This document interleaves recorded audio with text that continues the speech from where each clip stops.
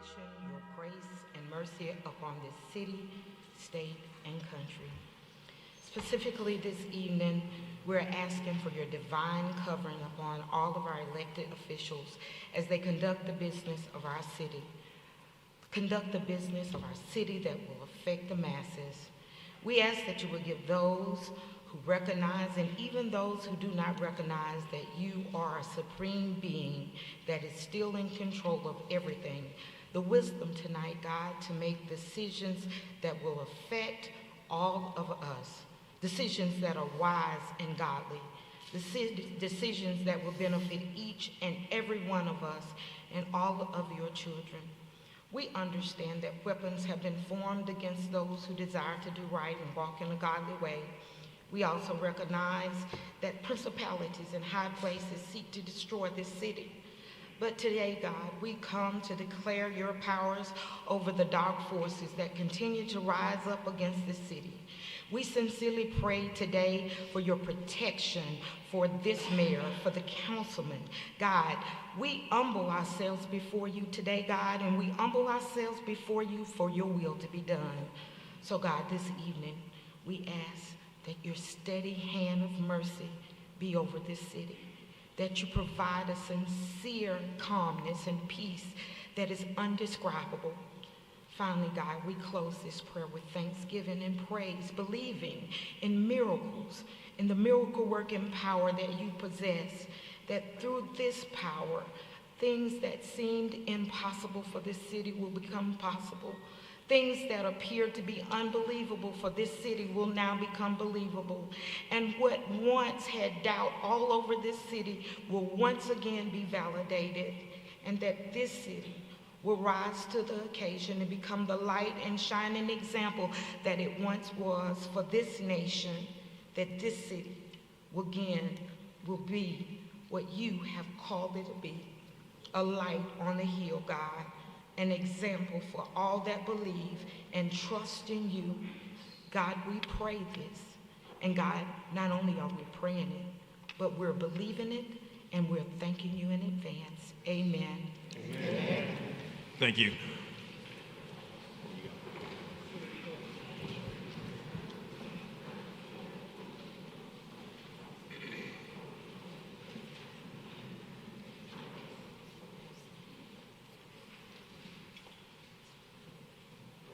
I pledge allegiance to the flag of the United States of America and to the republic for which it stands, one nation, under God, indivisible, with liberty and justice for all.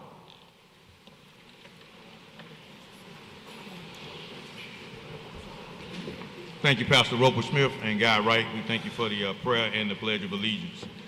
Need approval of the October 21st, 2025 work session minutes. Move to adopt. Have a motion to adopt. All in favor, please raise your hand. Unanimous. Need a motion for approval of the October 21st, 2025 regular council meeting.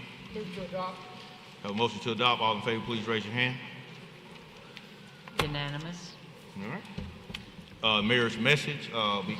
She's at the mic. Thank you, Ms. Babers. Good afternoon. Good afternoon. Council President, City Councilors, and citizens of Montgomery. I'm honored to join you today on behalf of Mayor Stephen L. Reed, who is currently representing Montgomery on the global stage at the 2025 Smart City Expo World Congress in Barcelona, Spain. From November 3rd through November 6th, Mayor Reed is participating in the U.S. Mayoral Roundtable delegation, engaging in high-level discussions on urban innovation, artificial intelligence, and inclusive city building. As part of this international gathering, Mayor Reed will speak on the Mayor's Unscripted panel, where he'll join U.S. and European leaders to explore people-first governance in the age of AI. He will also participate in the U.S. Mayoral Global Roundtable, focusing on how cities can responsibly integrate AI to improve services, safety, and equity. By engaging with global leaders and technology partners, Mayor Reed is helping position Montgomery as a competitive, connected, and future-ready city. one that's not only keeping pace with innovation, but helping lead it. Here back home, we've had a number of meaningful milestones worth celebrating. On October 30th, the city held a ribbon cutting and officially opened the Courtney Harmon Pruitt Community Center, a vibrant new hub for learning, connection, and community growth. Named in honor of the late daughter of District 8 Councilman Glenn Pruitt, the center stands as a tribute to her legacy and a symbol of resilience and hope. This project was made possible through ARPA funds and a community block grant from HUD, and is part of our broader Montgomery Forward initiative. We also celebrated 2 important public safety graduations. At the Emergency Communications 911 Department, we proudly recognized 7 new graduates, 2 dispatchers and 5 operators, who completed one of the most demanding trainer programs in public service. These individuals are now prepared to be the calm, steady voice on the other end of the line when our residents need help the most. At City Hall, the Montgomery Fire and Rescue Division of Training Honored Class 2025-A welcomed 14 new firefighter trainees into the ranks of public service. These graduates have completed months of rigorous training and are now serving with distinction and professionalism, bravery, and compassion. In exciting news for regional travel and economic development, Montgomery Regional Airport will soon offer twice daily flights to Houston, beginning April 7th. And I've already checked. They're gonna be about $299. That's economy. This new route will be operated by United Airlines, joining American and Delta as carriers serving our city. This expansion strengthens Montgomery's connectivity and opens new doors for business and leisure travel. We invite everyone to join us for several upcoming events that reflect the spirit and history of our city. On Thursday, November 6, 2025, from 4:30 p.m. to 8 p.m., the City of Montgomery, in partnership with Councilwoman Franetta Riley, District 4, and the Department of Economic and Community Development, will host Neighbors and Flavors Montgomery at the old St. Jude Hospital lot. The free, family-friendly event will feature local food trucks, minority farmers, and opportunities for fellowship and fun. The Neighbors and Flavors event will bring together 2 local minority farmers and 3 local food trucks, highlighting small business owners who embody the heart and hustle of Montgomery. Together, they will provide a space for neighbors to connect, share a meal, and support one another while strengthening the city's small business community. As part of the initiative, the first 50 families to arrive will receive free groceries. That's right, free groceries. Montgomery is proud to be a Veterans Day regional site. We've got a number of events. We're gonna start off with a parade at 10 a.m. on Dexter Avenue downtown, and that's gonna be, of course, on November the 11th. There will be a resource fair at 11 a.m. at the Riverwalk Stadium, once again, November 11th. And then our very own Veterans Day ceremony at noon at the Riverwalk Stadium. This year, we offer special recognition to Vietnam veterans, marking 50 years since the end of the Vietnam War. Also, we've rescheduled our wonderful wine tasting event. Okay, people, this is only for 21 and above, but it's our 15th annual Riverwalk Wine Festival, November 14th at 6 p.m. And we're going to enjoy top regional wineries, delicious bites, and live jazz along the Riverwalk. We also will be hosting for almost a week long, from November 29th to December 7th, a variety of events to commemorate the 70th anniversary of the Montgomery bus boycott. It's gonna be a week of powerful events, including the Unity Walk for Peace and Justice, youth summits, mass meetings, and the Rosa L. Parks Gala. This is more than a remembrance. It's a call to action to continue the work of justice and equality. Other key dates to keep on your radar are going to include the East Chase Christmas Parade on November 21st, the Turkey Day Classic Parade, November 27th, Move MGM Gobble Wobble 5K, November 28th, the Governor's Christmas Tree Lighting, December 5th, and the City Christmas Parade on December 12th. Before I close, I want to acknowledge some very sad news, the passing of Desmond Wingard, news director at WSFA 12 News. Desmond was a trusted voice in our community who upheld the highest standards of journalism. He passed away on October 30th after a courageous battle with cancer at the tender age of 46 years old. Our prayers are with his family, his friends, and the WSFA team. Montgomery is better because of his work and because of his heart for the city. Thank you for your time and continued commitment to our community. Let's keep working together to move Montgomery forward. Thank you. Thank you. Any questions for Ms. Babers? Councilmember for Ms. Babers. Thank you, Ms. Babers.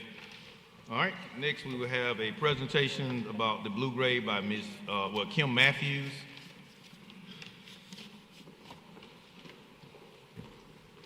Sponsored by Councillor Beard. Good evening. Good I'm evening. Kimberly Matthews, and this is AJ Holmes, and we're both board members of the Blue-Gray National Tennis Committee. On your desk, I've given you a 7-page summary of our event that was held in September. This was our 77th annual tournament. This tournament is 16 teams from across the country, and it's collegiate tennis players from all around the world that come to Montgomery, Alabama to play 3 days of tennis. The first thing I'd like to do is thank District 2, Julie Beard, Commissioner. She's done a phenomenal job getting Lagoon Park looking the best ever. We had so many of our coaches comment on how good Lagoon Park looked this year. We did a lot of heavy lifting last year in getting things painted, and this year, all we had to do was spruce up the grounds. And I really want to thank the Parks and Recreation Department and the Maintenance Department. We had a tree, a massive oak tree that fell on the fence 4 days before our tournament. You got it cleaned up, you got the fence back, and nobody knew it had happened. So thank you for making us look good to our friends from around the world. The support staff from Lagoon Park and from Parks and Recreation, they never hesitate to do everything that we ask to make this a fantastic event. These players really feel the Southern hospitality, and a special feature of this event is it's the only tournament in the nation where players actually reside with families. Some of the families have been hosting for 40 years and have maintained relationships with these players when they go on to win. We most recently had a girl by the name of Erin Ratliff that played at the University of Alabama. She won the NCAA doubles title in 2014 and 2015 at Alabama. She has since won Wimbledon.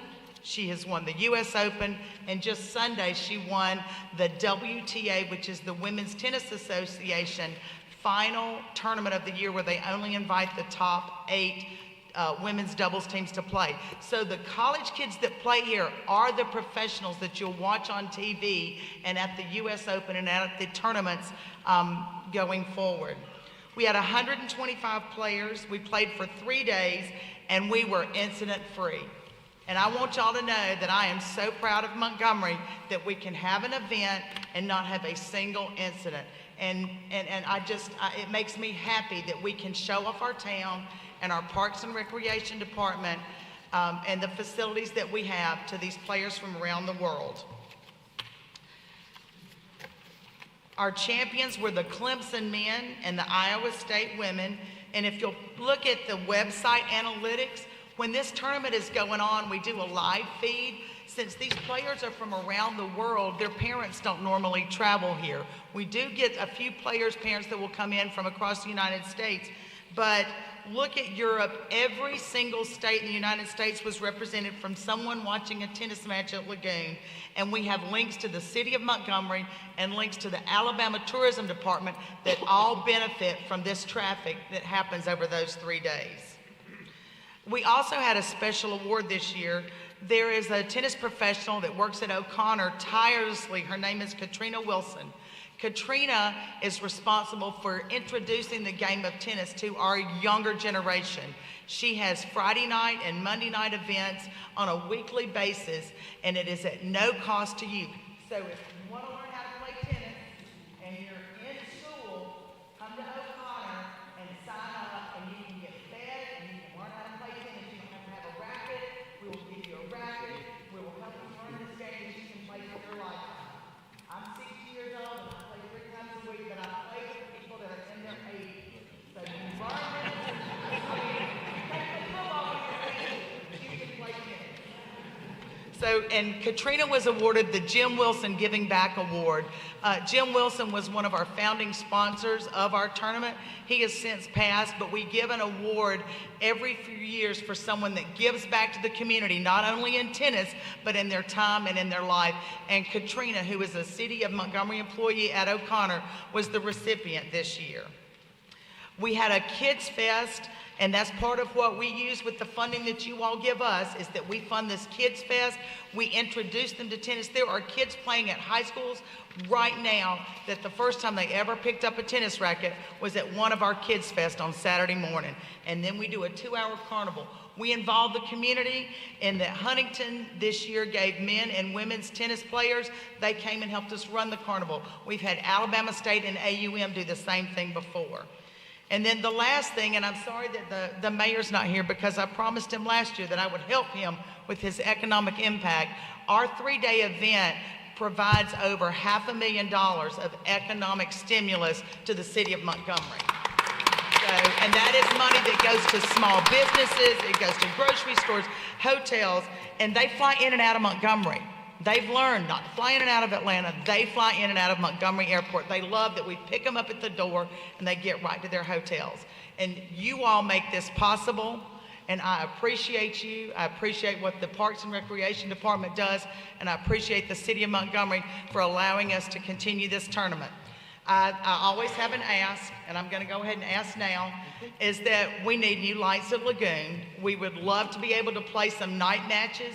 We've moved our tournament to October, and we really need to play night matches, but the lighting at Lagoon is just not adequate for a college match, and it's $450,000. You're going to see a request from Jeff Waring in Parks. Please consider approving that so that we can continue our event. We can have an event at night, and that helps adults like me be able to see the ball better. So thank you very much. Remember blue-gray, and we appreciate you all. What was the number again for the lights, Ms. Beard? $450,000. You got that, Ms. Beard? $450,000. I've already written it down in my notebook. District 2 say she got it. Hey, listen, we're going to help you. I'll help you you raise some of that money. We Thank raise you. $100,000 a year to put on in this tournament. We appreciate And we it. make improvements at Lagoon every year. So y'all Thank help you. me do your part, we'll help you as well. Thank you. We Kim. appreciate it. Thank y'all Thank you so much very for much. coming. Thank you.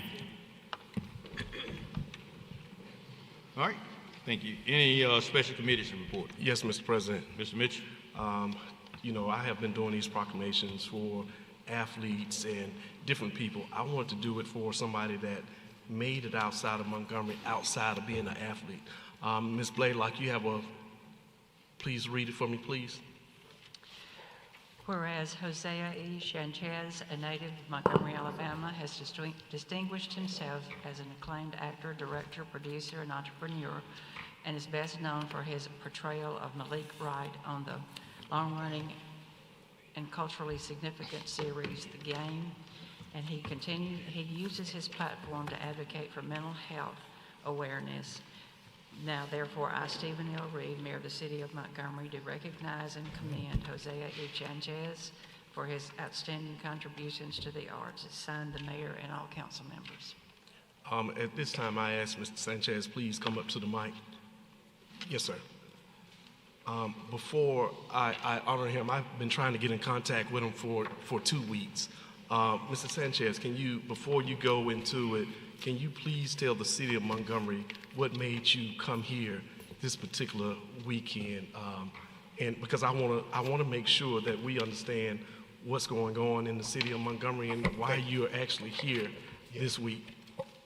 Thank you, Mr. Mitchell. I appreciate you, and thank you to the council for you guys' commitment to us as people, we the people. So thank you guys. I am here this weekend, unfortunately, on behalf of my father was tragically killed on Troy Highway on October the 18th.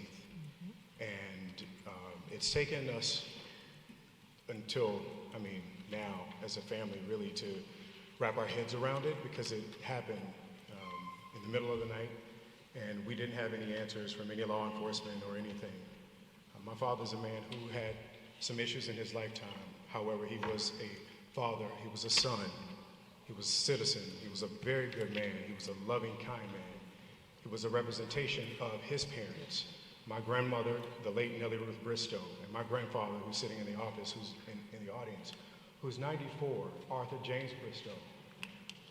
And my cousins from my mother's side of the family are here too.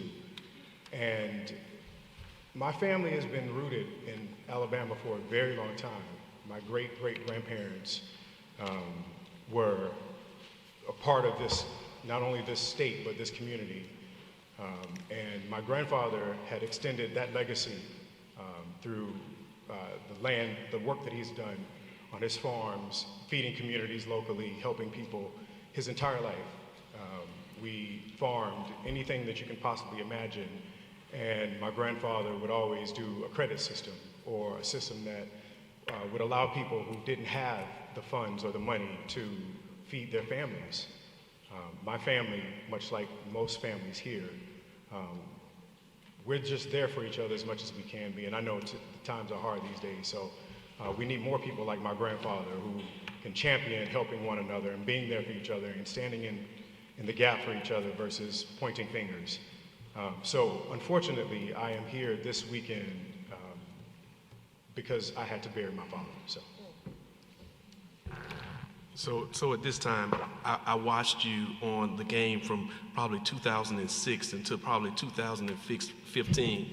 Malik Wright was my favorite actor, but I just want these young men to see that you can make it outside of Montgomery, outside of sports. Oh, yeah. So thank you for being here and being a representation of Montgomery, and you do it well for this city. Thank you, my brother. That means a lot to me. And on behalf of young people, I'd like to say before I leave, everything that I am today came from the backbone of my family. My grandmother, Nellie Ruth Bristow, my grandfather, Arthur James Bristow, and my grandmother, Dolores Elaine Hosea, and my mother and my father, Chantar and Ephraim.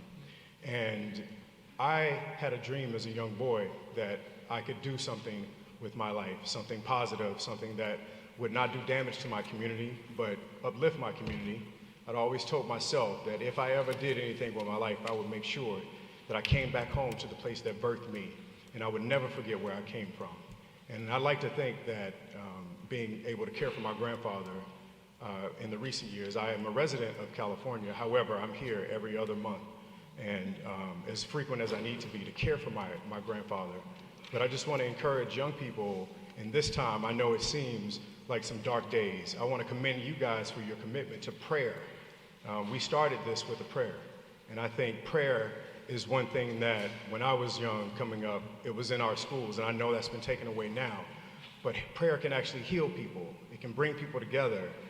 It's your conversation with God. It's your confirmation of what God has promised you and promises that you would like God to keep in your life. So I think prayer is something that we must continue to do as people, no matter if it's legislated or not. I think we must continue to pray and to meditate and to manifest on the good word of God, because it's a universal word. It's not something that impedes upon anyone's rights. So again, thank you guys for prayer, and I want to encourage young men here and all over to continue the good fight. You stay as positive in this lifetime as you can. And it's something that old people used to say, you pick yourself up by your bootstraps. Don't ever give up on yourself. Don't ever give up on your family. And most importantly, when you feel like times are dark and that you have nowhere to go, Drop down to your knees and have a conversation with God, and remember who is the president and the author of your life. So no matter what happens in this lifetime, you can always go back home. Home is a sermon that my cousin preached this past weekend at my father's homegoing. He said there's no place like home. And for me, right now in this moment, it couldn't be more heartfelt and true. So there is no place like home. Thank you guys for welcoming me and my family here. And God bless every single one of you for what you do for us as humans. So thank you. At this time, I ask the family to come up for pictures. Will the family come up to the podium for a photo op?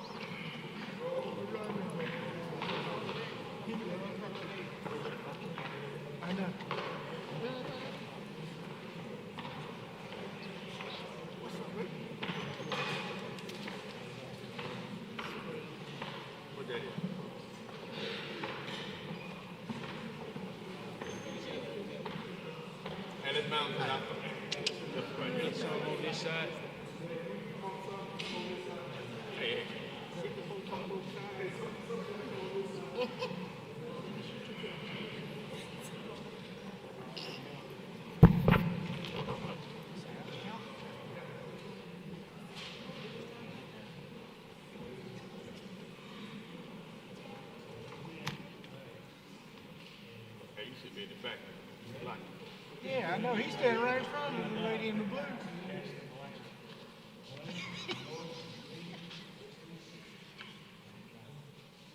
Thank you. Good.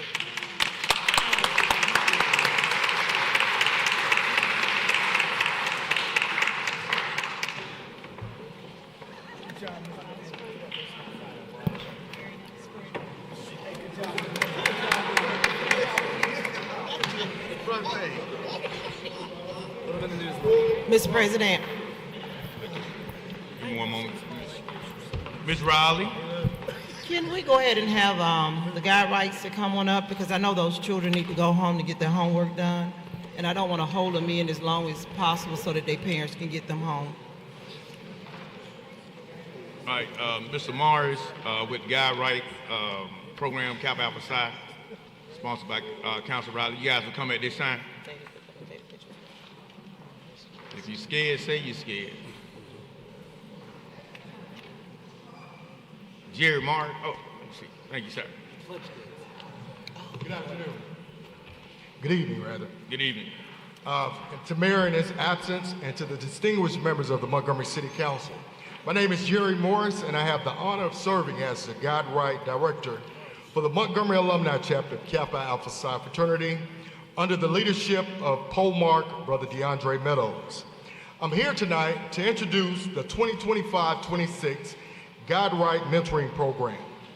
God Wright is a powerful initiative that helps young men to grow, to lead, and to develop to their full potential. In light of the recent incidents of youth violence in our city, I want to assure you that there are many young men in Montgomery striving for excellence.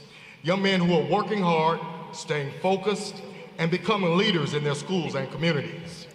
Our God Wright program through Kappa League is built on 7 phases of development. There's self-identity, training, competition, social development, health education, economic empowerment and education, and college and career readiness. We mentor 3 different groups. We have our Kappa kids, which is composed of our 3rd through the 5th graders. I'm gonna ask them to come forward. Their advisors are Robert Kelly, Corey Jackson, and Corey Courtner. Kappa kids, come on up front. We also have our Kappa Knights, which are composed of our middle school students. These are the 6th through the 8th grade students. Their advisors are Brother Chad Murray, Brother Tracy Wright, and Brother Gary Collins. We also have our high school students, our Kappa Leaguers, with advisors Cedric Wright, Joseph Dean, Ken Davis, Stanley Felder, Eric Greer, and our administrative assistant, Gene Moore. So our Kappa Leaguers come up front as well.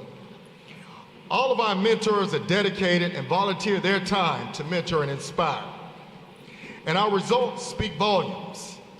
Last year we had 19 of our seniors who entered into college. They're thriving in their collegiate careers, and Kappa League performed over 700 hours of community service right here in Montgomery. So our young men have proved that when given direction and opportunity, they rise to the occasion. This year we're expanding our college and career readiness efforts with 6 college tours, beginning with our first college tour to Morehouse College on November 13th, followed by a tour of Alabama State University for Connection Day on November 22nd. Before I close, I want to express to our our sincere gratitude for your ongoing commitment to youth programs and community development. Your support helps organizations like ours to continue this life-changing work. Together, I want you to know that we are changing the narrative, showing that Montgomery young men are not the problem, but they are the promise of a bright future. Thank you for having us tonight. Thank you, Mr. Morris, for bringing them. This is the council to come together and take a picture.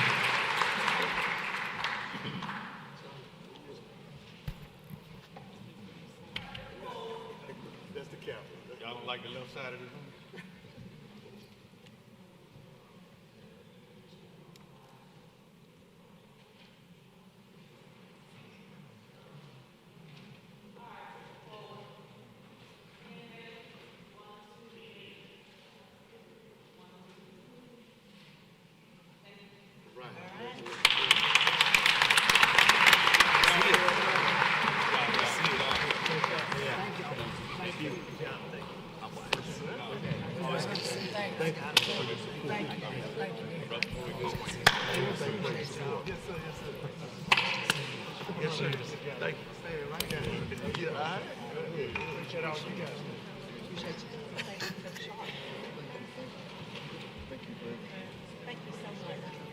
Also, Mr. President, Ms. Riley.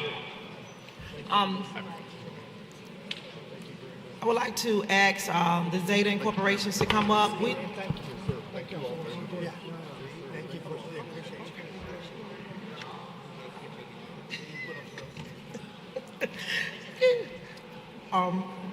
You know, Ms.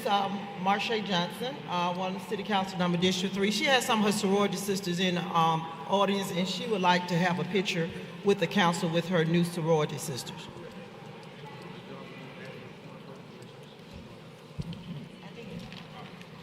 Y'all come on up, come on up.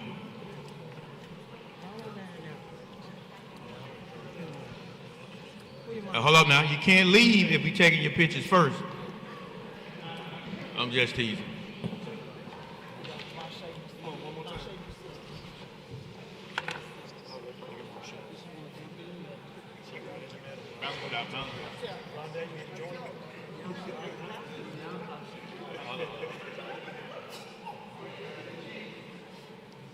Hey, you need to look forward.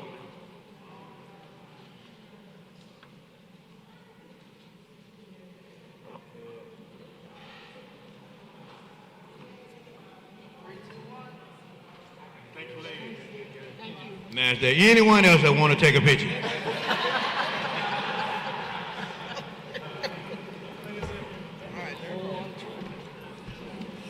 All right, thank you guys, thank you. Okay. All right, Madam Clerk, item 1. Mr. President and Council, you have the consent agenda before you, items 1 through 11. All right, any question on the consent agenda? All right, need a motion? Motion to adopt. Have a motion to adopt. All in favor, please raise your hand. Unanimous. Item 12, ordinance amending ordinance number 13-2003 for property at 1740 Ray Thornton Road to remove restrictions. Okay, on item 12, we have had the public communication, but I have signed up on the public communication roster. On agenda items, we have Ben Berry, Patrick Reeves, Aria Gonzalez, and Mark Davis. If you would, please come forward. And your name, sir? Mark Davis. Mark Davis, okay.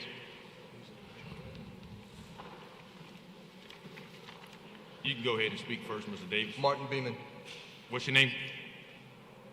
Martin Beeman. Did you sign up on the? I got in a little late. Okay. Say your name again. Martin Beeman.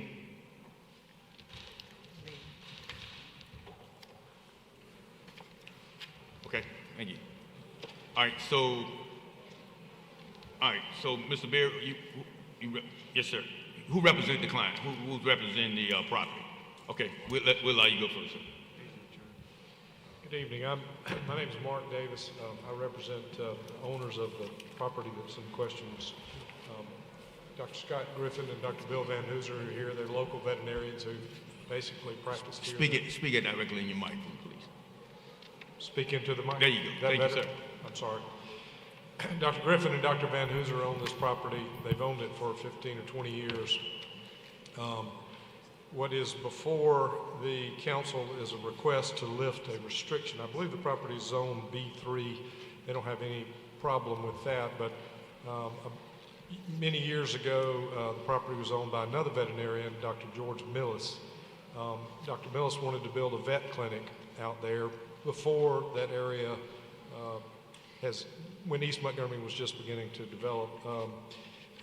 He bought the property, requested permission to build a vet clinic, and it was approved. It was zoned B3, but there was a restriction placed on the property that it could only be used to build a vet clinic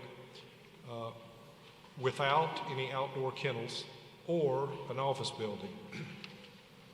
As time went by, other veterinarians built offices in East Montgomery, and Dr. Millis decided that there was no longer a demand or a need for another vet clinic in East Montgomery. He sold the property to Dr. Griffin and Dr. Van Hooser 10, 15 years ago, I guess, something like that. And they studied it and came to the same conclusion that there was not a need for that.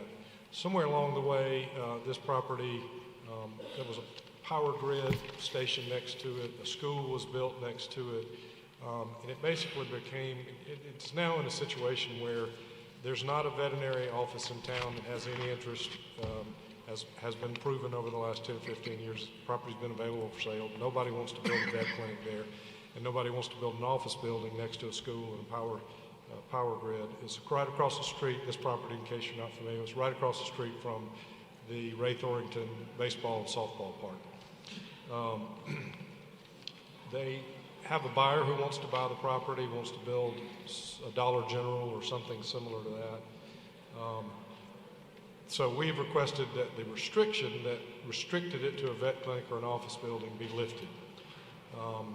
That's a very restrictive, basically those restrictions have made the property as it's currently zoned with those restrictions is almost unmarketable. Probably not legal to be that restrictive in terms of being that limiting potential use for a piece of property to that extent. So we've requested that be lifted. The Planning Commission voted 7-2 in favor of lifting that restriction. One of the things we talked about at the Planning Commission was that the Dollar General studies these things and determines where there's a demand for a Dollar General. I said at the Planning Commission, many of my clients over the years, I'm a real estate lawyer, they've come to me and said, somebody has come to me and wants to build a cell tower on my property. And I'm just not sure I want to look at a cell tower every day. And what I tell them, and the cell tower and a Dollar General are two totally different things, but there's some commonality here in the sense that what I tell my clients is, somebody wants to build a cell tower on your property. They've drawn a circle on a map and you're the X, you're the place where they want to be. So you can either work out something with them and you can take their money, or they're going to build a cell tower right next door and you're going to be looking at it every day, but you're not going to get any money. And from the city's perspective, that's what we're dealing with here. This property is just on the border of the city limits.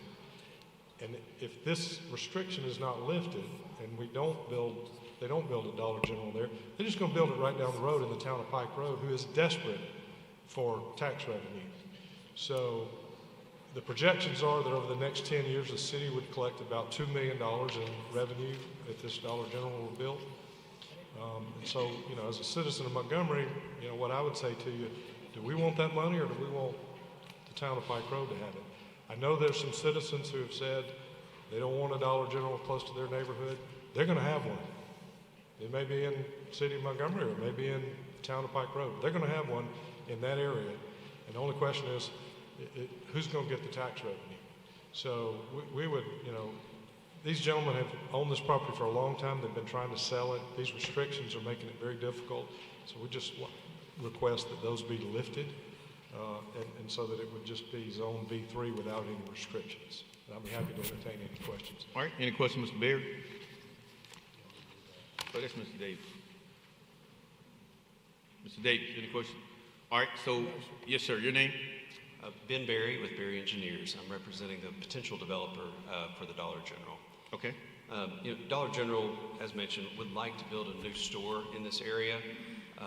We have looked at this site and we've identified it as one that would be a great fit for us for two different reasons. One, it's on a major thoroughfare. It's got great access. Access is not a problem. It also doesn't have negative impacts on neighbors. A lot of times Dollar Generals are located kind of on the fringes of the cities and you have impacts with homeowners that are maybe next door or across the street. If you look at this site, it is situated between the school and an electric substation. But not just the school, this is the service side of the school. It's where the trucks get deliveries, it's the dumpsters. It is situated where you don't have homeowners next door. In fact, if you go stand in front of this site, you can't even see another house from this site. So our impacts are minimal. But on the flip side, it is very close to our customer base. Teachers and parents that attend the school and drop off their kids, that is a very steady customer base. It's very convenient for those teachers and parents to stop in at this location. Also at the recreation park, as people come and play ball, this is a very convenient spot for, again, those parents to make a quick stop without having to go further north and get into the traffic. And many times we do a lot of these stores. We see a lot of opposition, and many times what we'll see is that once these stores are built, those people that are in opposition are some of the best customers because they are the closest in vicinity to the sites. And it's so convenient once you have that store that's built and you see, oh, I can just drive down the road, get what I need without getting into the traffic that's further north or further interior to the city. Again, this was approved by Planning Commission. It really seems like the highest and best use for this property that's sat vacant for 20 years. I think it's been proven through time that the limitation to a veterinary clinic is not going to work for the market. Oh, and I want to mention that we can't sell alcohol because of the proximity of the school. So, but that's fine with us. The developer's also here if you have any other questions. All right, thank you. Any questions for Mr. Baird? Any member? All right, thank you, Mr. Baird. Have Mr. Patrick Reeves. Good evening. Yes, sir. I'm just here representing the developer. Happy to answer any questions y'all may have. All right. Nothing more to add other than what No Mr. questions? Davis was All right, no question for Mr. Reeves. All right. Thank you, Mr. Reeves. All right, so Area Gonzalez. Hang on, Mark. Area Gonzalez. Good afternoon, council members, everybody else here. Thank you for the opportunity for discussion in this matter. I'm representing as a resident of Breckenridge. I'm not going to get into much in details because I got over two gentlemen that want to expand the scope of why is the reason the residents don't agree on the actual construction, don't want to lift the restriction. A few points the attorney has mentioned is that number one, yes, probably any type of retail store will provide some revenue to any city. But the question will be why has to be at the expense of the residents of that area, okay? I'm not gonna mention of the property value, okay? I'm assuming the council members, and being in Torrington Road, they know it's just two-lane, and I'm gonna have the gentleman will talk about safety and security on that area. Traffic, okay? It doesn't make sense that I'll have a Dollar General next to school. One of the actually the resident in good faith proposed to the owner, where they actually asked them, well, how about one of the residents said, why, how much you said? I give you $250,000 for the property. That resident was ignored. In fact, in good faith, residents said, well, you know what, why we don't pitch in? They were trying to get a hole to avoid and to meet, halfway to the actually owner of the land. Okay? I was here in a previous council, and it was given 90 days for the owner of that land to explain to the resident, because it was an admission that they failed to explain it probably, or expand on giving a better pitch for us to understand why, the developing of the actual structure or retail store. Mr. Gonzalez, did that mean ever happen? Excuse me? Did that mean ever happen? Yes, after the 90 days, it happened last week. Okay. But unfortunately, the owner came up short. He didn't actually answer the question that we were asking. That previously was answered. He came up short. The bottom line is this. Yes, they're talking about the position of the land, and they're talking about there's no houses and stuff like that, but there will be more houses developing there in the future. That's number one.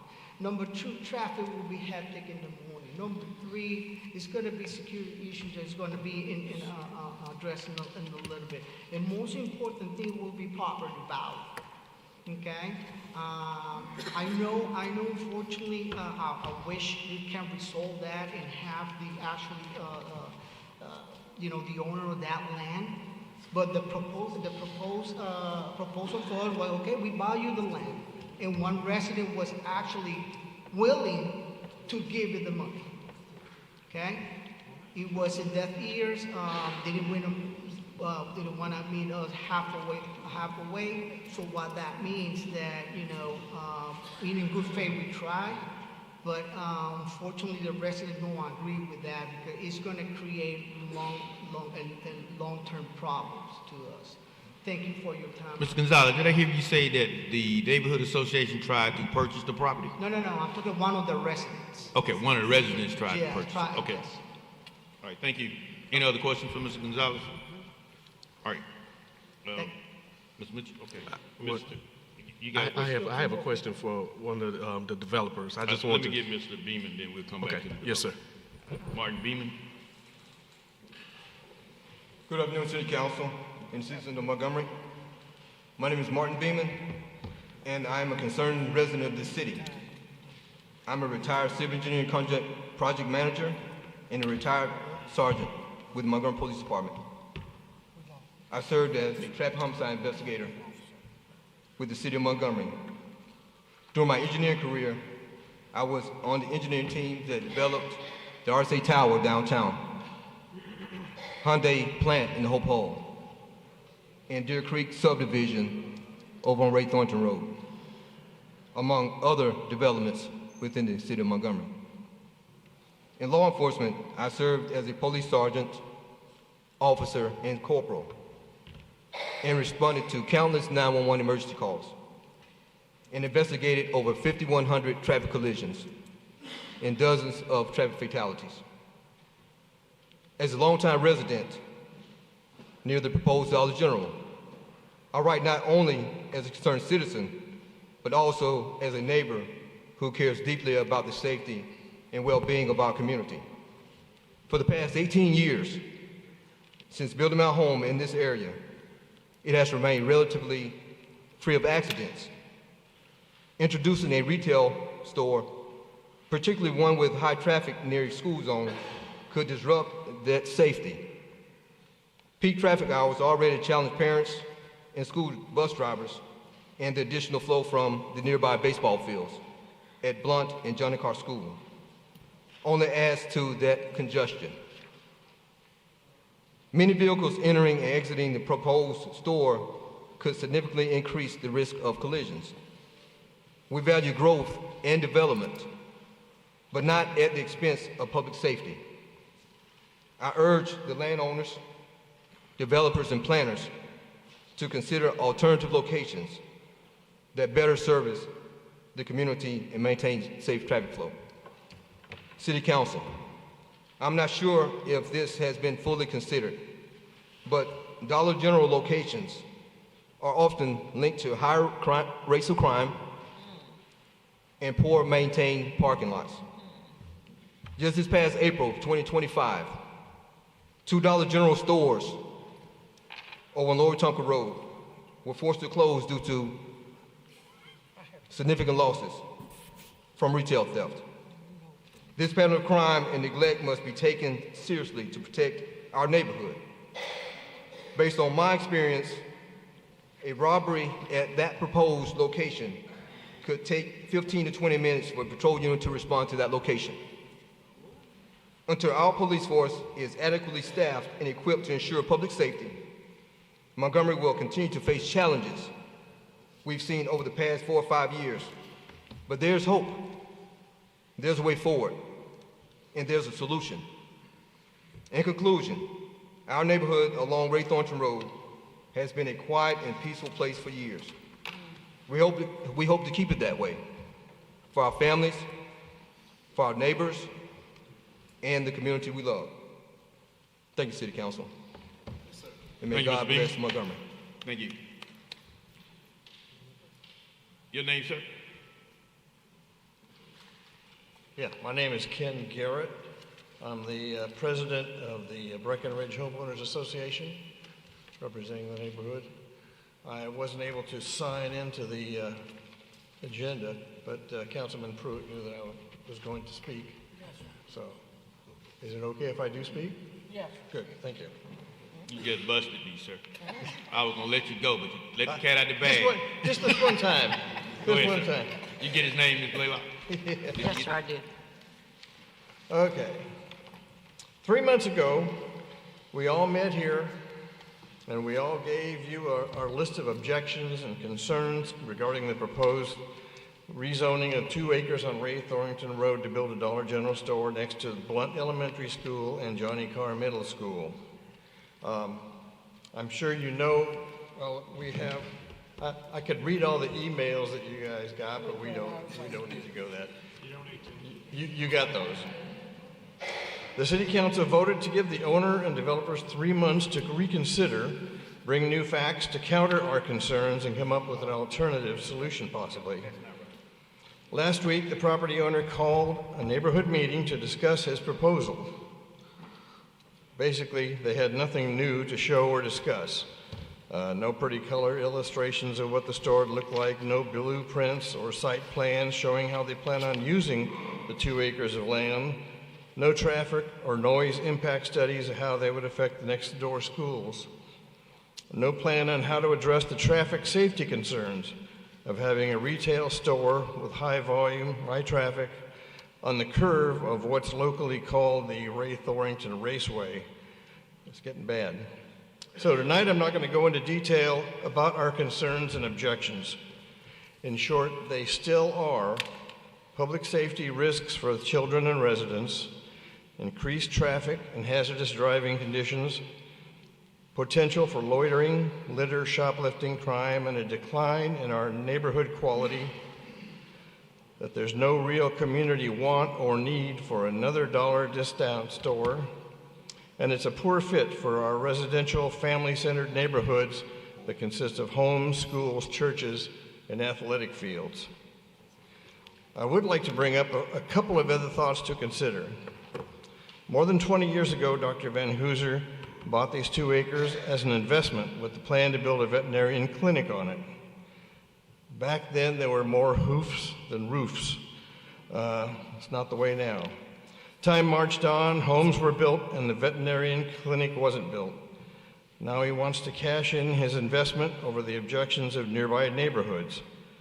We are not against him selling the land, but would like it to be used in a non-retail way. We'd like to see either offices, professional or medical clinics, daycare center, a lot of different options, but not a dollar discount store or a convenience store or a gas station or other high traffic retail businesses. As every investment fund manager will tell you, investments are not guaranteed to pan out like you hope they would. In the past few years, these neighbors around us, I represent about 6 different neighborhoods, have successfully thwarted plans to develop retail stores at each end of Ray Thornton Road and immediately across from the Montessori School, with your help with the council. If a discount store is approved in the middle of Ray Thornton Road, it would establish a precedent and encourage these other developers to renew their projects again, and we would be fighting them again. In conclusion, Montgomery doesn't need every road to be lined with convenience stores, chicken shacks, coffee shops, or car washes. Thank you. All right, thank you. All right, anyone from the developers want to answer those questions before we move forward, Ms. Pruitt? Anyone, you have any rebuttal of any of the things that they asked before we move forward? Yes, Doc.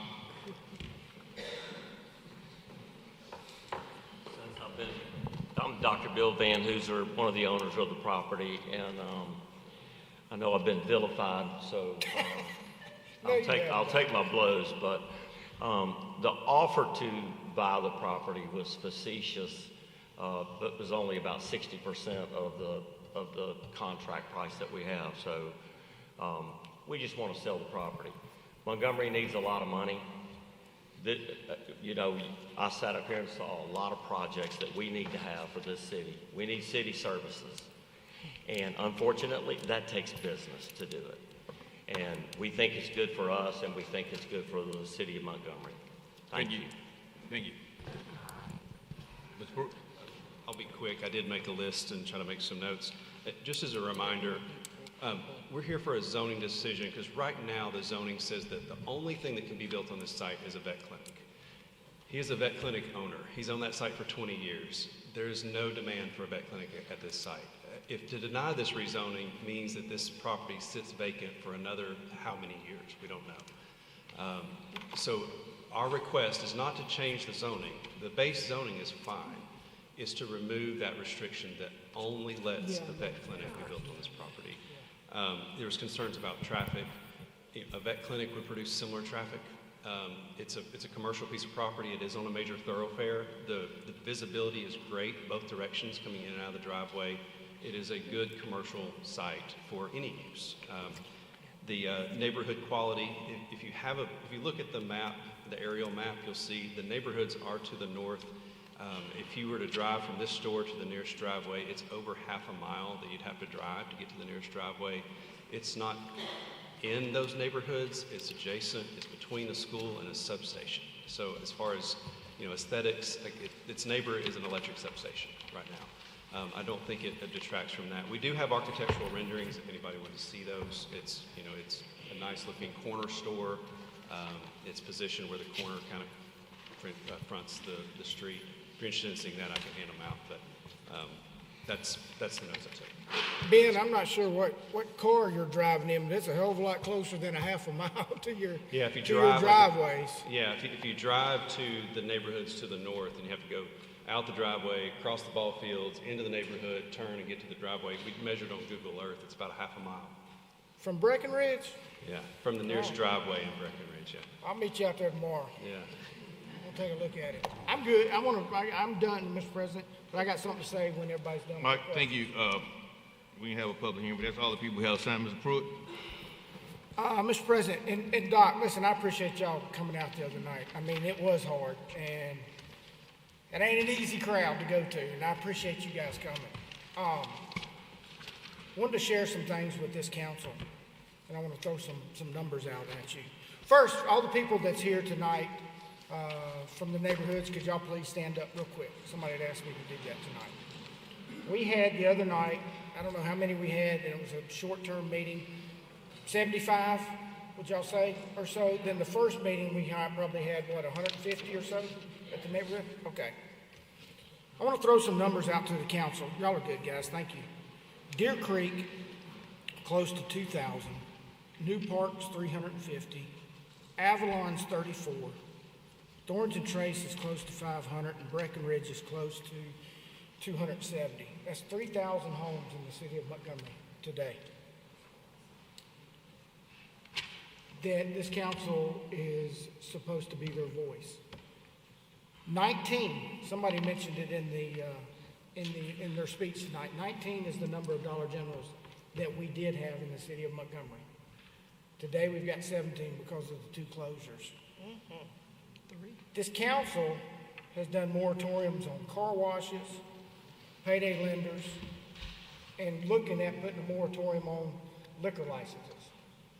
Not talking about a moratorium, but I want to share with this council that there can be too much of one thing in a city. And I've got some notes. The issue, as he said, is not the rezoning, it's pulling the qualification off of it. These neighbors moved out there. They could have chose any neighborhood in Montgomery or Pike Road, but they chose our city, Montgomery. The zoning issue is pulling the qualification off of it, a Q or an R, whatever you want to say, and it is restricted to a vet or an office. There are issues that the residents mentioned tonight, the traffic concerns, the safety concerns, and one of the big issues that I have is the water. We have actually, through our engineering department, hired the hydro company. I have houses flooding in Breckenridge, I have houses flooding in Thornton Trace, and I have a few in Deer Creek. When we put asphalt out here, this water's going to go somewhere, and we don't have the answer yet to the water issue. Yes, I said Breckenridge.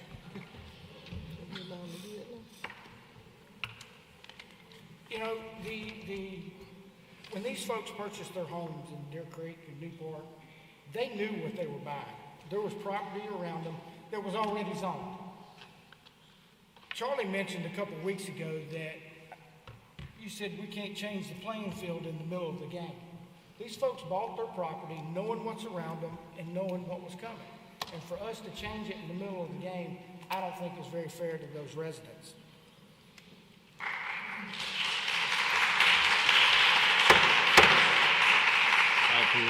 All right, I'm fixing to finish up. And I'm done. We get elected by the citizens of Montgomery to be their voice. And sometimes it's a difficult decision when you think you need to do something, but we are elected to be their voice and their voice alone. And you guys got all the emails that I got. I went to all the meetings, and it was overwhelmingly, they did not want this in their neighborhood for those particular reasons. And for those reasons alone, I'm gonna make a motion that we deny this. All right. We have a motion on the floor to deny. All in favor, please raise your hand.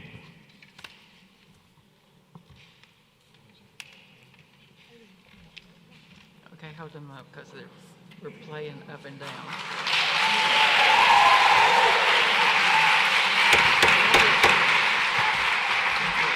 All opposers have the same right.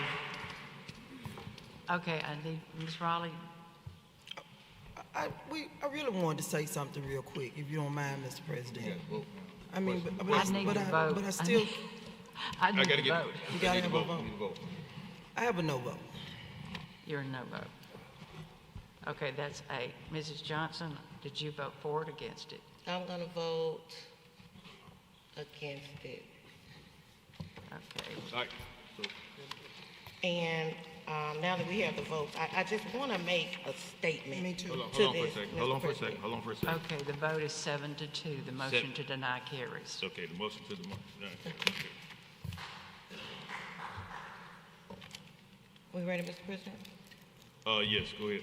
I just want to take this, just a point of personal privilege, to just speak to this entire council body and to the residents. From just what happened tonight, we did deny a development of a Dollar General in Far East Montgomery. someone came up and they mentioned how $2 Generals, well, it's actually 3 that have closed in the city of Montgomery, 2 on Lower Wetumpka Road. When those $2 Generals came before this council body, my community came out. 1,638 homes in Chisholm, 76 in Boston, over 1,000 in Sheridan Heights, Brookview, and Park Manor. Those residents came out and they spoke the same way, advocated the same way, but this council body overspoke me. They disregarded my constituents. They told me buzzwords, economic development, the highest and best use. So this same council body that thought it was good to deny it for Dollar General in Far East Montgomery thought it was the best and highest use for Far North Montgomery. My residents deserve the same treatment that this council gave Far East. They sure did. And as a matter of fact, I asked, why would you all vote to approve $2 Generals within a mile of each other? They are gonna close. They closed because I know my area best and my constituents know where they live. But we were disregarded by this same council that was voted and elected by the people that we are supposed to represent. But we decided not to represent that area when the time was here. And every time this council decides to do that, I will let you know and I will remind you of how you disregard residents in certain areas and how we always can remember areas that are, we all pay taxes, maybe some more than others, but we all pay taxes and we all do the same that we give every other area in the city of Montgomery. So I would have voted for you all. And I do agree with you all. I want you to know that. I 100% agree. But this council body does not agree that for every area in the city of Montgomery. So my vote isn't against you all and what you believe, because I agree 100%. But I believe that my constituents deserve that, and so tonight I voted for my constituents. Thank you, Ms. Johnson. Hey, Mr. President. Hold on, I got Ms. Riley. I just have a quick question. I want to rebut this. Mr. Pruitt, hold on. Ms. Riley had the mic. I understand, but I'd like for her to share with us who voted for it and who voted against it. Do you have the numbers? Because if I'm recollecting, Ms. Johnson, I've never voted against anything you've ever wanted, and then all of a sudden we started, venturing out into other districts. I've always voted for what you have wanted. I'm just sharing that. All right, thank you, Mr. Pruitt. Ms. Riley? Yes, Mr. President, I would just like to say a couple of things. One thing we have to always remember is when we do, we wasn't on the council when you all brought a moratorium years ago, the newbies, about putting moratoriums on Dollar Generals and Family Dollars and just different things. My thing of it is, when we look at communities, you all, we got to look at a whole community. Just like a whole city, when you come and speak up for your community, we got to speak up for every community. It matters for all of us, not just one, because they don't want this. I'm District 4. I have no grocery stores. I am a food desert in District 4 with my family, and I call my district my family. And it hurts me so bad to see how we come here and we fight about little things that can bring economic development and growth to our city. And we're not helping each other in our other district bring things to us. I choose to live in my district, and I'm not going anywhere. But I choose for you all to help us in our city, to help all of our districts work together, because it means so more when it's all of us, not just dividing us in half. Because I could have moved to Pike Road, I could move to Deer Creek, I could move right now. But I choose not to, because I want to see the growth come in our city. And that's what we're trying to work for. So when I need some help, please come over and help us as well. Speak up. And one thing I can say, I appreciate you, man. I'm not just calling people out. Some of you all come and you speak on the right when it's right. And I appreciate that, because we have to learn as a community. This city needs everybody. And we cannot deny certain things because we are trying to grow our city for our children, for our community, and to bring better jobs here to Montgomery. Let's work together, please. That's all I ask. That's all I got to say, Mr. President. We just need to work together. Thank you, Ms. Riley. All right, item 13. Item 13, hearing a proposed ordinance rezoning property containing 180 acres located at 5733 Norman Bridge Road from an Ag 1 district to an M1 district. Need a representative for item 13. All right, your name for the record, sir? Thank you, Council. Hold on one second, sir. Hold on one second. Let me let them get out so we can hear you.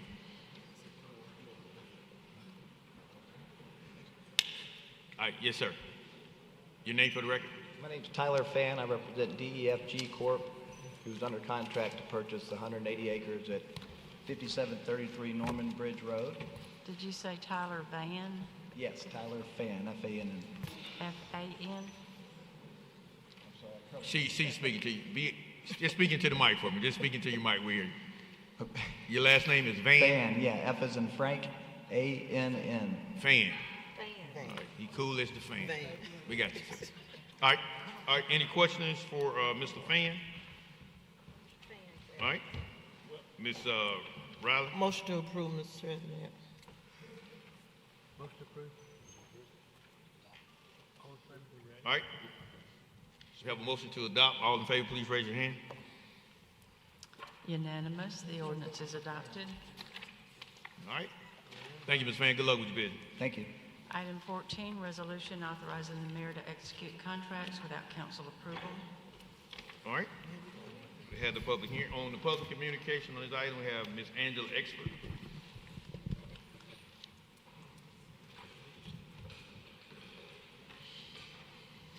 Good evening, Angela Expert with South Johnson and South Montgomery Alliance.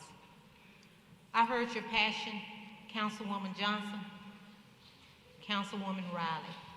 I'm speaking on behalf of my neighborhood in reference to allowing the mayor to execute contracts without council approval. Each one of you, when I stood before you before, I mentioned 3 terms: accountability, I also added check and balances, and oversight. Let's talk about oversight. Without the city council oversight, that means you are leaving your districts out of the decisions that will be signed off for the city. Each one of you, I know that you are in constant contact with your constituents, and they want to see change in Montgomery. We have to have a focus of all of you.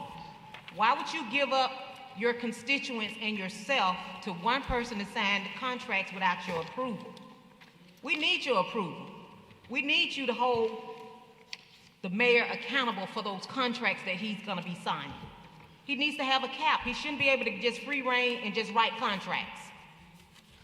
Because the citizens of Montgomery depend on all 9 of you to hold the line for them to ensure the entire city will benefit from what we do going forward. Our neighborhood, and I know your constituents have concerns about no oversight. We elected all of you for those seats. We believe in you. We know that you go to work for your districts, so don't let your districts down now. Do not approve this. And I hope each and every one of you have searched yourself, because your vote is for all your constituents that put you in those seats. So we have to hold the line. We need oversight. Anything can happen. Any district can be left out. You get nothing. So who's going to be to blame? Are you going to vote for, or are you going to vote to deny? I leave that in your lap, and I'm quite sure your constituents are listening. I know they will review this recording. So speak for the people. It's about we the people, and we the people have elected all of you to protect us, to ensure the city monies are signed off on contracts that's going to benefit the entire city. So oversight is needed from the beginning, not the end. Because if you're not at the beginning, at the end of the table, you have no voice. Thank you. Thank you, Ms. F. All right, Ms. Blaylock. Yes, sir. Oh, we just need a motion. Yeah, Mr. President, Mr. Samansky? you know, this is the third time we're having this conversation this go around. And I think I just want to echo what was just said, that, you know, every time we've talked about this from the standpoint of best practices, providing an increased level of transparency, and to date have never been presented an instance where anything we did over the past year when we had a reasonable cap, beyond reasonable, some may say, where it inhibited the processes of the city. We've talked ad nauseum about how this is not unique to Montgomery. Birmingham, Mobile, Auburn, etc., they've all done this. The law gives us the power to approve contracts. And as I've said before, I believe that that is what's in the best interests of the taxpayer and citizen dollars. And just because we haven't done it before doesn't mean that it's not the right thing to do. Every time I've come in here and had this discussion, I said that. Just because it hasn't been done before does not mean it's not the right thing to do. Now, I want to make sure our government is effective and efficient, which is why when we adopt this, I would like to amend this resolution that caps that signing limit at $50,000 and below. Okay, so you're making a motion to adopt and then a motion to amend That's correct. below $50,000. That is correct. Okay. Okay, so we have a motion on the floor to amend the resolution to $50,000. All in favor of that motion, do so by showing your hand.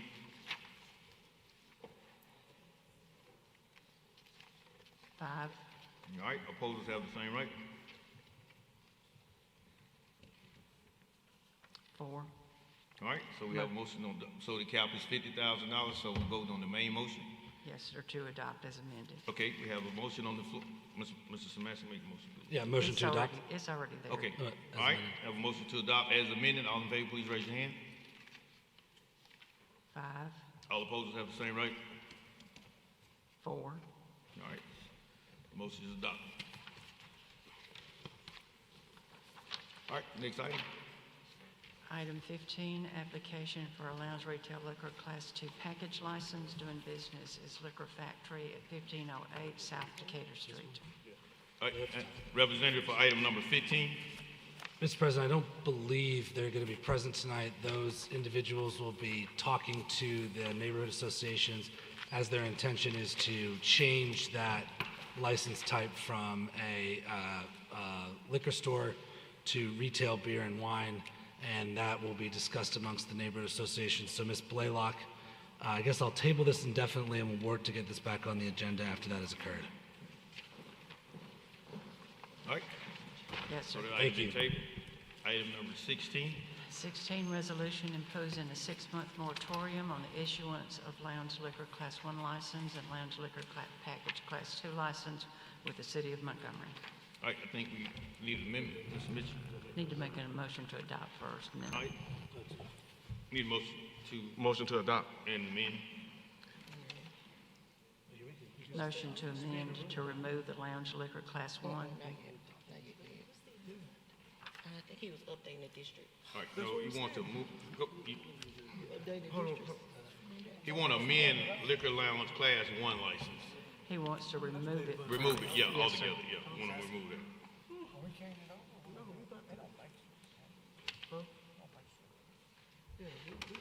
All right, we got a motion, all in favor? Hold on. Mr. President, hold on, we having a discussion, Mr. President. Okay, Mr. Blaylock, let's move item number 16 to the end of the agenda, That's and fine. we can go move into the new business, and we'll come back. You guys get your discussion going, we got to keep it moving.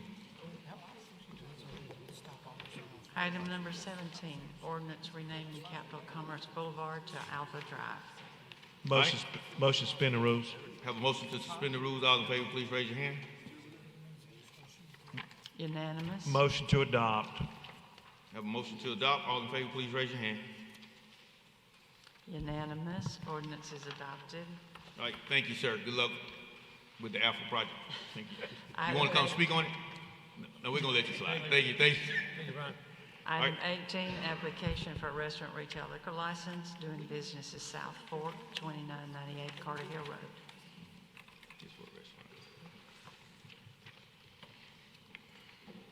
How y'all doing? Hey, how you doing? Your name for the record, sir? Ryan Luttrell. Latrell or Cottrell? Luttrell. Latrell. All right, this is a public hearing. Anyone like to speak against this item, please come forward.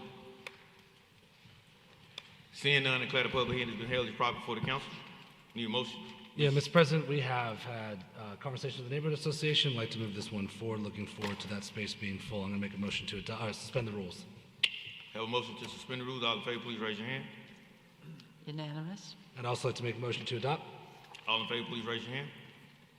Unanimous. Resolution is adopted. All right, good luck with your business, sir. Thank you, sir. Item 19, application for a restaurant retail liquor license, doing business as Mong Chan, 2801 Vaughn Plaza Road. All right, representative for Mong Chong.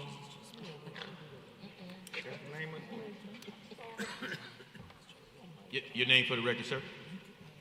Your name? My name is Kyo Kim. Kyo Kim. Yep. All right, this is a public hearing. Anyone like to speak against this item, please come forward. Seeing none, declare the public hearing has been held as proper for the council. Need a motion? Move to suspend the rules. Have a motion to suspend the rules. All in favor, please raise your hand. Unanimous? Move to adopt. All in favor, please raise your hand. Unanimous. Resolution is adopted. Good luck with your business, sir. Good luck. Thank you. Thanks, sir. Item 20, application for a lounge retail liquor class 1 license, doing business as Crush Bar, 79 Commerce Street. Representative for Crush Bar, please come forward. Mr. President, I wanted Hold to up, carry this over. Let me have the public hearing. Come Okay. on, come on, ma'am.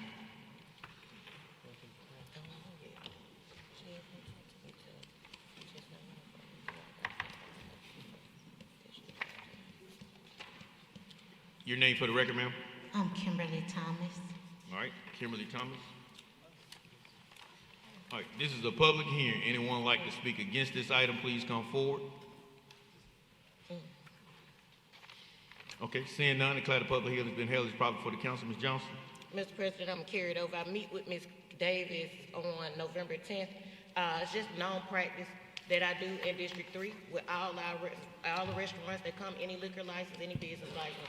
We always sit down, make sure everything is one-on-one, especially being downtown. So we want to make sure you set up for success and get you in the proper rooms with the proper organization. So I see you on November 10th and we'll vote next meeting. Yes, ma'am. Thank I know you so we much. already spoke. I just wanted to come anyway. All right. Thank you. It's good Thank you, seeing Ms. Johnson. Thank you so much. Item 21, resolution appointing William Boyd to the Housing Authority. All right, Ms. Mitchell. What are we? We on item 21, your appointment. Motion to suspend the rules. Have a motion to suspend the rules. All in favor, please raise your hand. Keep them up. 7. All right, this item be carried over.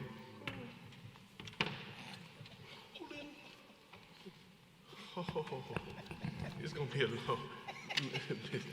All right, next item. Next item, please. Item 22, resolution reappointing Bernice Robertson to the Water and Sewer Board. All right, Ms. Mitchell. Motion to suspend the rules. I have a motion to suspend the rules. All in favor, please raise your hand. No, it's gonna be. Listen, I don't never miss a meeting, so it's gonna be a long meeting for the next 2 years. 8. A motion to suspend the rules. What we got? 8? 8. So we can suspend the rules on that I one? need Mrs. Johnson, yes, Councilor Johnson, you're no. So this carried over also? Yes, sir. Carried over also. Okay. All right. Item 23, resolution assessing the cost of abatement of unsafe structures on various lots. Move to suspend rules on the remaining agenda. I have a motion to suspend the rules on the remaining agenda. All in favor, please raise your hand. Unanimous. Need a motion? Move to adopt. All in favor, please raise your hand. Unanimous. Resolution is adopted. 24, resolution declaring, authorizing, and assessing cost of abatement of public nuisances on various lots. Move to adopt. Have a motion to adopt. All in favor, please raise your hand. Unanimous. Resolution is adopted. Now, do you want to go back to 16? All right, we're gonna move back to item number 16. Mr. President. Mr. Mitchell. We have some discussion on it. Ms. Blaylock, we want to see change it from the 6 months to 90 days. And we want to make sure that it does not include on-premise. It just include off-premise. So you're removing the lounge liquor class 1. That's the on-premise. And Yes. you want to change it from 6 months to 90 days. 90-day moratorium. We're not fine. Stacy, are we good with? Oh. Wait. Point of order. We got to make a Point of motion. order. Got to make a motion to reconsider. All right, need a motion to reconsider. Motion to reconsider. All right, all in favor, please raise your hand. Mr. President, can I ask one question? Mr. Runday, what are we doing in the 90 days? So we're gonna do a study in the 90 days. In that 90 days, we're gonna look at the number of off-premise that we have. Okay, y'all got to get the vote Get on the the vote motion first to before we get reconsider discussion. before you discuss. All right, we have a motion to reconsider. All in favor, please raise your hand. Unanimous. All right, Now. Mr. Mitchell. Can he answer it before? Now, we need to adopt with amendment. Y'all carried over the amendments. You've got the motion to adopt, then a motion to amend to remove the lounge liquor class 1 and to change the moratorium to 90 days All right, rather than 6 months. Ms. Mitchell. Do we have a point of Ms. Ryder. discussion? Yes. Wait, can you tell us what we're getting ready to do with the 90 days and explain to us everything that you're going to lay out within those 90 days? So within those 90 days, we want to do a study in those 90 days. We want to see exactly how many package stores we have in the city of Montgomery. We want to look at we want to look at the hours of operation. And those are some of the things that we will try to successfully do in those 90 days. I think, Mr. Mitchell, if I can add on, because I'm not a big fan of moratoriums, not at all. But I do think one question that we do want to gather is a density question as well. And I think that's important in a state that has an ABC, that has ABC stores, and then we see this stacking that's happening. And so it gives us an opportunity on the liquor side of things. This is going to inhibit retail beer and wine or those other type of stores. But just to make sure that we're being thoughtful about where these are going. We talked about this with some other industries as well. And I think 90 days, a reduction from 6 months is reasonable.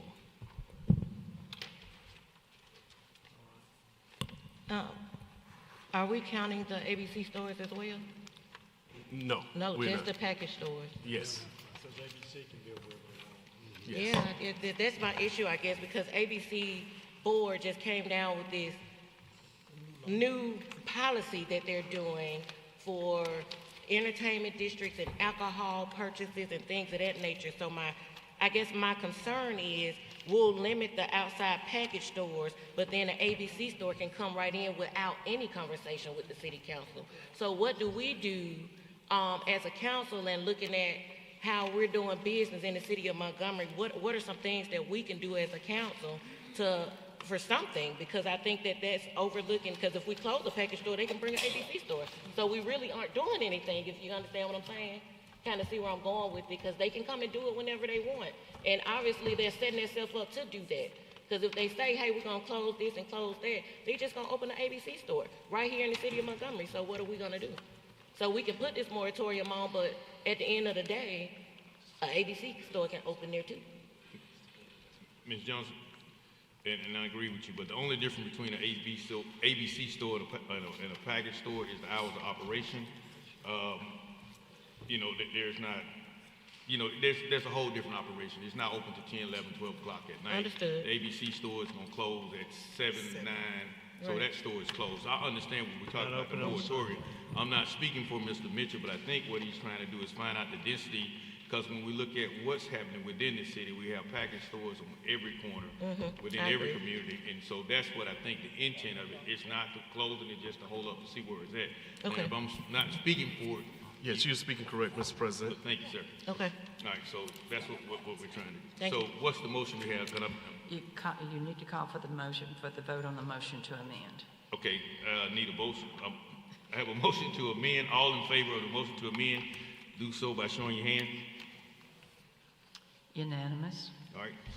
Then Now- need a motion to adopt Motion. as amended. Motion to adopt as amended. All right, you want to explain the amendments again? So the amendment be 90 days and also taking off on premise. Yes. All right, thank you. All right, we have a motion to adopt as amended. All in favor, please raise your hand. Unanimous. The resolution is adopted as amended. All right, council, you have a packet in front of you in a little brown envelope on. All right, Mr. Laylock, everybody Okay, have it.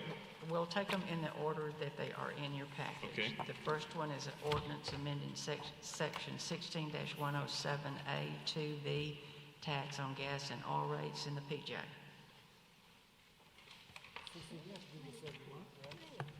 Yeah. All right, need a motion to suspend the rules? Move to suspend the rules. All in favor, please raise your hand.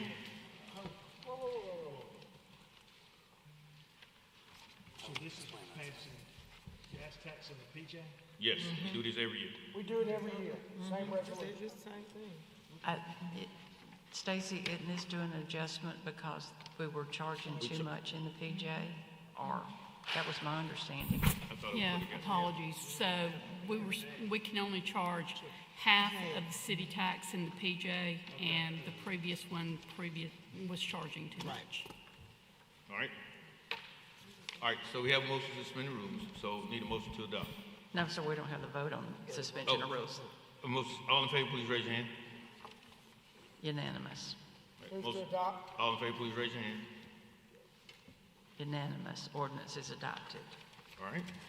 Next is a resolution setting a show cause hearing for December the 2nd for Suburban Studios at 5115 Carmichael Road. This is the one the mayor has requested. All right. Mr. President, this is a hotel, right? Yes. I hope that if we have any other hotels that have statistics like the one that I'm looking at right now, that we have this same conversation, because this is incredible. Well, yes, this is exit 6, and we will be having this conversation going forward. We're trying to clean up exit 6. It's a viable exit into the city of Montgomery as we move forward. So we got to do something as a city, as the public safety department, to clean up the exit with the investment that we have in that area. So we're doing this, just the first amendment. Mr. President, I appreciate that, and as I said, if this is exhibited on any other businesses or hotels in that area, get them in here. All right, so need a motion to suspend the rules? Move to suspend the rules. I have a motion to suspend the rules. All in favor, please raise your hand. Unanimous. Move to adopt. All in favor, please raise your hand. Unanimous. Resolution is adopted. Next, council, is resolution appointing Gregory Crawford to the Water and Sewer Board. Move to suspend the rules. Have a motion to suspend the rules? Who did? Charlie. Have a motion to suspend the rules. All in favor, please raise your hand. Unanimous. Motion to adopt. All in favor, please raise your hand. Unanimous. Resolution is adopted.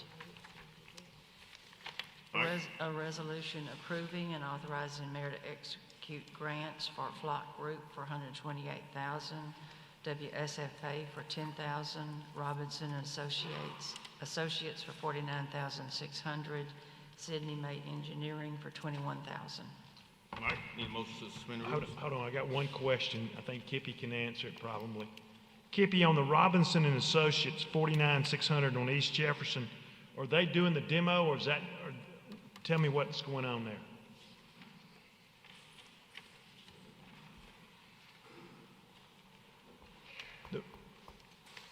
Good evening, council. Yes, that's exactly what they're doing. They're preparing the construction documents to demolish Patterson School. So are Robinson and Associates just doing the demo or they? No, sir, they're preparing the construction documents to do that. Okay, okay. All right, Have a motion to suspend the rules. All in favor, please raise your hand. Can I ask a quick I question? don't have the motion. Can I ask a question about the flock cameras, please? Yes, you can ask the question. When I was reading over the contract, I believe this week, I believe it's this one, I noticed that there was some money taken out, and that's why there's a reduction here. Ms. Beard, speaking to you, Mike. That's why there's a reduction in the price right here. But Stacy, when I was reading it, my name was mentioned in that. And another counselor, and I think it was because I'm working on getting some flock cameras. And so I don't know what the difference is. Is it because I was putting flock cameras where the MPD was, and so now I'm taking responsibility of those, or what? I believe the police department was actually working with them on the edits. If you want to give me a second to go back through my email, I can probably find where. Right, my name was mentioned, and it said another, Sure, and mentioned it. another counselor. Right. So I don't know if who that was, and so, Who the other counselor was? it just said Julie Beard and another counselor, and then that's when the money was taken out. So I don't know if what the deal was with that. I just thought that was a little concerning, just to make sure I understood what that was about.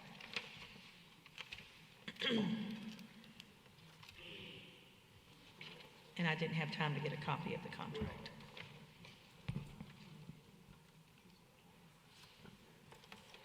Is that the one, excuse me, is that the one that dropped from 150,000 to 138,000? Yes, sir. Okay. So Mis- where- Mr. where President. 12,000 went to?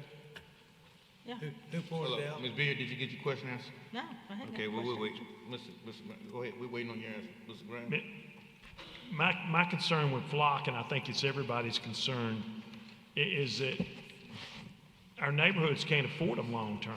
So we got to come up with something or some funding vehicle that the price is going to be about $4,200 a year, 38. I mean, they're all over the place. So we got to, Mr. Mitchell, you funding yours? Who's funding the ones in your district? Yeah, I'm funding it. My neighborhood associations cannot fund them themselves, so. And I echo The more we that. put I up, echo the more that. money we got. 22,000 is not going to cover it. Last year I had to put money with that. I did the same thing. And then if I'm going to put some more, then I'm going to put a big chunk of change. And when this discussion started, we talked about, could we not just take that money and let there be one driving force behind it? And connect with MPD, because if you're buying more, maybe we get a better deal. I think I spoke with the man today that was here. I don't know if he's still here, Mark something. And then I talked to this other guy.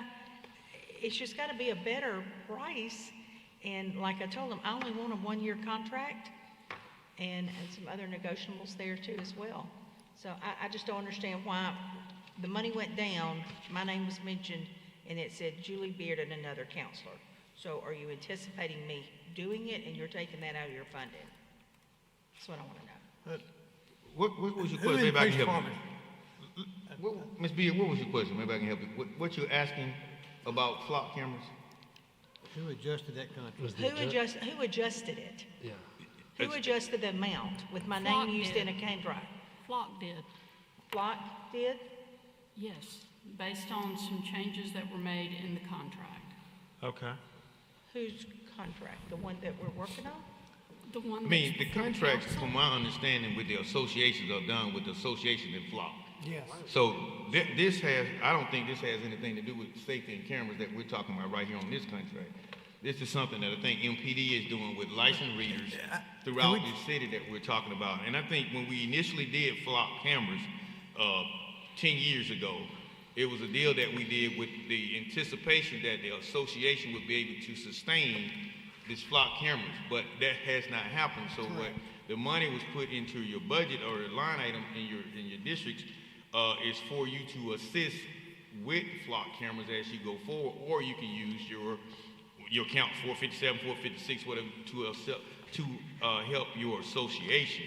This 128.2 has nothing to do with our neighborhood association and those flock cameras. I understand that, but my name was mentioned in a contract. Am I responsible for the difference in the money That's the question I'm Is it- asking. This is the email that I have. Okay, go ahead, Ms. In part, it says, Chief Hall, and this is from Flock, Mr. Schmitz.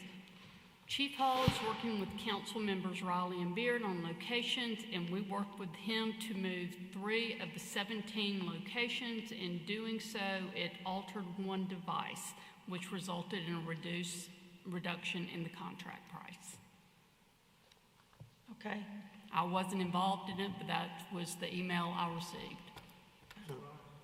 Okay. This is a contract for 17 cameras? I'm sorry? This is a contract for 17 cameras? That is what this Yes. email says. 17 cameras going in all our districts? No, So they're there's going to no- MPD. But where are MPD putting those cameras? That's up. Throughout the city. Yeah. Chief, you want to come answer this so we can move on? Yeah. Thank you. I think we really need, I mean, They said they, the bottom line of the they cameras, moved them and adjusted. we need direction from MPD on this totally.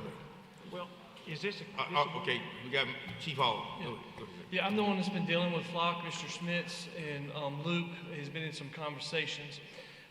Luke is dealing with the private side, which is going to be the homeowners associations and the council. And what I did is I had Ms. Beard and Ms. Riley in my office, so we had the maps up so that we didn't put any cameras or have them put any cameras where we were putting in cameras. This particular contract is for 17 cameras.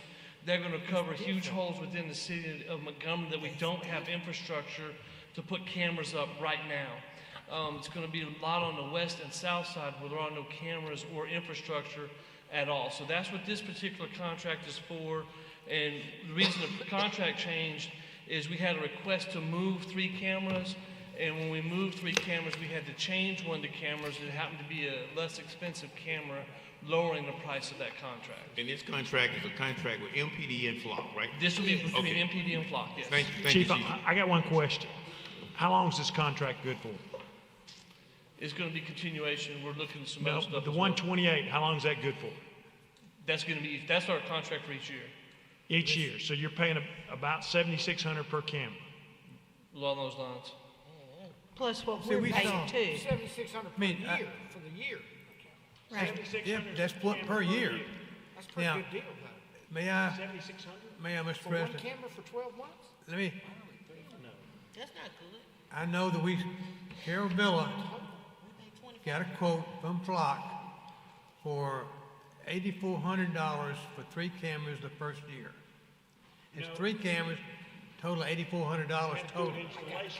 And then the second year, it was $7,500. It was $2,500 a piece for Carol Villa got that quote. Now, I would believe the MPD should be getting the best price possible, and we'd all get better if we had one conglomerate of pricing. That's But- actually a 2-year contract. I'm sorry, it's a 2-year contract, not a 1-year contract. 2-year contract. Yours 2-year contract? So it's about $3,600 a year. So $3,200 apiece. Mr. President, I think the easiest thing to Mr. do Pruitt. is just invite Flock to come, Mark and Luke on both sides of the house and come make a presentation and work session to the whole council. I think that'd be the I easiest. think it would be too, 600. And just so, Ms. Beard and y'all, Brandon, can you raise your hand? Brandon pays all of my camera expenses, so if you'll just send them to Parks and Rec, he'd be more than happy to pay y'all. Cat out the bag. Thank you, Chief. Thank you, Brandon. I'll see you tomorrow. Thank you, Chief. All right, need a motion to suspend the rules. Motion to suspend the rules. All in favor, please raise your hand. Motion to adopt. Wait. There we go, unanimous. Now you give Mr. Grimes, Motion to adopt. all in favor, please raise your hand. Unanimous, resolution is adopted. Okay, council, next, I have contingency funds for you. That was the last sheet in your folder. For District 3, $5,000 to East YMCA, $5,000 to West Chisholm Association, $1,000 to Highland Gardens Community Center. District 7, $15,000 to Montgomery Symphony. Ms. Blaylock? Yes. I have some, please, for 1,000 for ACT. CDC. CDC, yeah, right. Okay. And then for ECHO, 200. Give me the amount first. ECHO, okay. 200.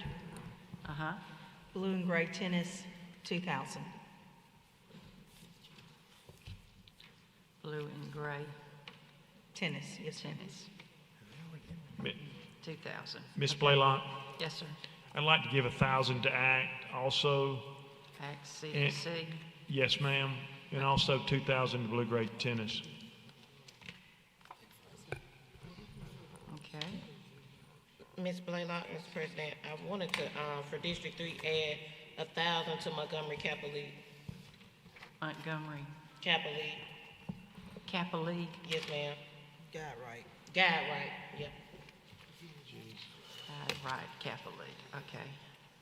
Mr. President, I need Okay. to do 2,000. Can I do 2,000 to CDC? Anyone Okay. else? For Mrs. Johnson, I've got to make sure that Guide Right has gone through the process. They have. I probably am Okay. saying the name wrong. Okay, thank you. All right, Ms. Blaylock, I can't, we discussed that. What was the name of the organization we spoke of earlier? Success for Living. Successful Living. Okay, I want to do $1,500 for Successful Living. Living, yes, sir. $2,500 for ACT CDC. $2,000 for ASU Foundation. 22. 25 for ACT CDC. 2,000 for ASU Foundation. ASU Foundation, okay. Okay. All right, anyone else? All right, need a motion? Motion to adopt. All in favor, please raise your hand. Unanimous. All right. Mr. Mitchell, did you? I gotta run the rest. I didn't see your hand. Let's go. Mr. Mitchell, are you voting yes, no, maybe? No. He voted no. You voted no. Yeah. Voting no? Okay, so that's going It's to gonna be be a long 2 years. Against mine? 8 and 1. That's my first no on contingency. On contingency money. All right, before we get into our public communication, I overlook. I have a group of young men and women that works with me at Trenton State Community College. They're called our Strata Scholars. If you guys would come up, Mr. President, Rodney, bring your team up. This is some of Trenton's finest. They represent our school.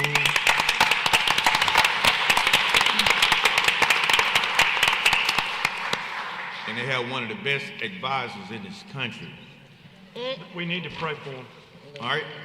So introduce yourself, and we're going to take a picture, and we're going to move on. I didn't see you guys over there in all that red from that Kappa League thing, so kind of blinded you out. Mr. President, you come in.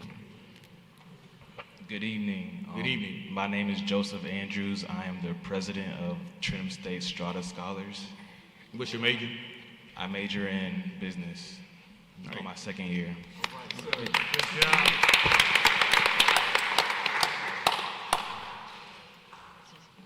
Hello, everybody. I'm Amina Silv. I'm a graphic design student at Trenton, and I'm the secretary of Strata Scholars.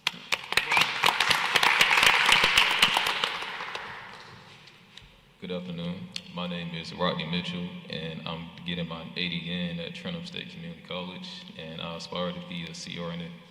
All right, y'all like that bass in his voice. Hello, my name is Ciera Powers. This is my second year as a Strata Scholar, and I'm majoring in diagnostic medical sonography. All right. Thank you, guys. I want to take a picture. But two of those are entrepreneurs that's working. One of them is in photography, and one of them has a donut cake factory. What's the name of it? Kingdom Dough. All right? So y'all come on up here and take a picture. Y'all give them a round of applause.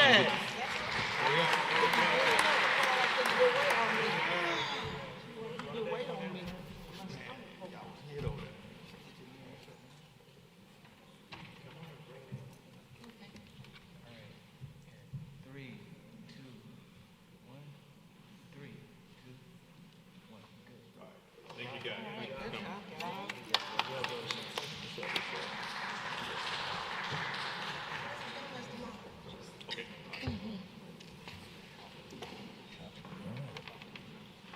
All right, thank you guys for coming. You dismissed. You can leave. You don't have to wait all night.